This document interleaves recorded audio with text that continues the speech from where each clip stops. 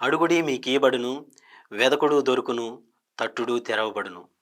క్రీస్తునాథుని యందు ప్రియమైనటువంటి క్రైస్తవ సహోదరి సహోదరుల మానవ జీవితంలో దేవుని తలంపులు, ఆయన ప్రేమను మరియు మానవ సంబంధాలను ఎలా నడిపించాలో తెలియచేస్తూ ఉంది. మరి దీన్ని మనం క్లుప్తంగా చూసుకున్నట్లయితే 3 విషయాల్ని ధ్యానించుకోవచ్చు. మనము నమ్మకంతో ప్రార్థన చేయాలి. మనము ఇతరుల పట్ల ఎలా ప్రవర్తిస్తున్నామని గమనించాలి. మన జీవితం ఎలా ఉందని సరిచేసుకునే విధంగా మనం తయారు కావాలి. మనం ఎప్పుడైతే నమ్మకంతో ప్రార్థన చేస్తామో యేసు ప్రభు చెప్పినట్లుగా తండ్రి దేవుడు మన ప్రార్థనను, మన అవసరతలను తీరుస్తాడు. కనుక మనము నిజమైన విశ్వాసముతోనూ నిరీక్షణ కలిగి మన అవసరాలను అడగాలి. అప్పుడు దేవుడు మనకు కావలసిన దానిని అందించడమే కాకుండా మనకి ఏది మంచిదో దాన్ని సమకూరుస్తాడు.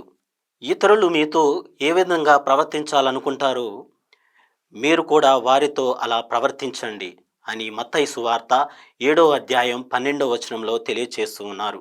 ఈ యొక్క వాక్యం సువర్ణ పదాల్లాగా పిలువబడుతుంది.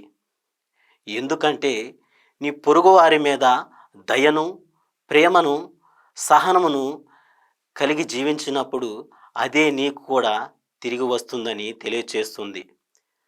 దీన్ని అనుసరించడం ద్వారా సమాజంలో ప్రేమ, శాంతి నెలకొంటుంది.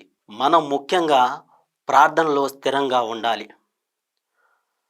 మన అవసరాలను దేవునికి సమర్పించుకోవాలి. మనం సమర్పించుకున్నప్పుడు ఆ తండ్రి దేవుడు మనకు మరింతగా మనల్ని దీవిస్తాడు.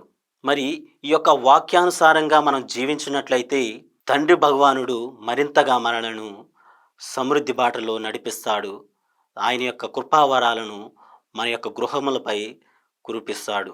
కాబట్టి ఈ తపోకాలంలో మనకు దయను, శక్తిని దయచేయమని, పసిబిడ్డ ఏ విధంగా అయితే తండ్రి దగ్గరకు వచ్చి సంకోచించకుండా, భయపడకుండా, స్వతంత్రంగా తన యొక్క తండ్రిని అడుగుతాడో అదే మనస్తత్వం కలిగి మన యొక్క తండ్రి దగ్గరకు వచ్చి మన యొక్క మనవులను తెలియజేసుకున్నప్పుడు ఆ తండ్రి దేవుడు మనకు నిండుగా ఆయన యొక్క కృపావరాలు కురిపిస్తాడు, దీవిస్తాడు. ఆమేన్.